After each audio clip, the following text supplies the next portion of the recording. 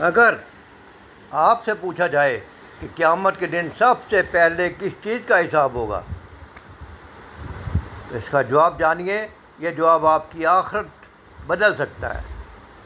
नमाज इस्लाम का सबसे अहम अमली रुकन है। ये बंदे और अल्लाह ताला के दरमियान मजबूत ताल्लुक़ का ज़रिया है और कामयाब मोमिन की सबसे बड़ी पहचान है। अल्लाह फरमाता है, बेशक नमाज बेहयाई और बुरे कामों से रोकती है। सूरह कबूत और सूरह निसा में फरमाया, बल्कि हुक्म दिया कि नमाज कायम करो, बेशक नमाज मोमिनों पर मुकर्ररा वक्तों में फ़र्ज की गई है।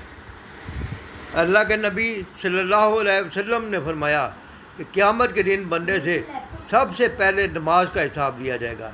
अगर नमाज दुरुस्त हुई तो वो कामयाब हो गया, और अगर नमाज ख़राब हुई तो वो नाकाम हो गया। सुनन तिरमिज़ी, सुनन अबू दाऊद की हदीस है, सही हदीस है। इसलिए आज का सबक हमारे लिए ये है कि अपनी पाँचों नमाज़ें वक्त पर अदा करें, क्योंकि यही दुनिया की कामयाबी और आखिरत की निजात का ज़रिया है, और यही ताल्लुक़ बिल्लाह का रास्ता है। अगर आप आज से नमाज की पाबंदी का इरादा करते हैं तो कमेंट में लिखें इंशाअल्लाह।